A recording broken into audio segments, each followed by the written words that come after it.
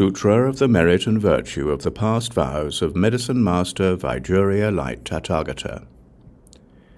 The seventh great vow.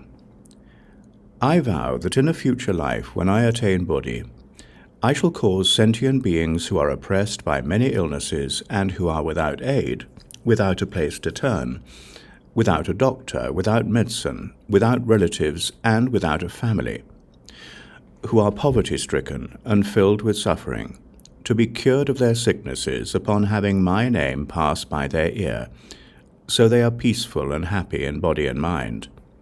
They will have a family and relatives, and acquire an abundance of property and wealth, and even realize unsurpassed Bodhi. The eighth great vow. I vow that in a future life, when I attain Bodhi, if there are women who give rise to a deep loathing for their female body, and wish to renounce it because they are oppressed and disturbed by the myriad sufferings of being female, upon hearing my name, they will be able to turn from women into men who are replete with male features, and ultimately realize unsurpassed Bodhi. The ninth great vow. I vow that in a future life, when I attain Bodhi, I shall liberate sentient beings from the nets of demons and the bonds of external sects. If they have fallen into the dense forests of evil views, I shall lead them to have proper views and to gradually cultivate the practices of bodhisattvas, so they will quickly realize unsurpassed, proper, and equal Bodhi. The 10th great vow.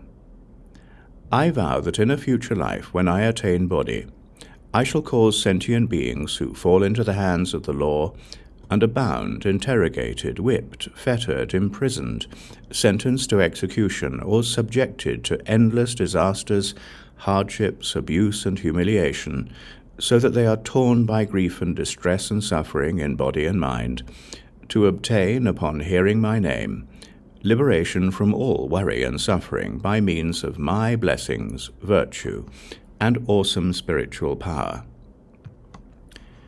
The 11th great vow.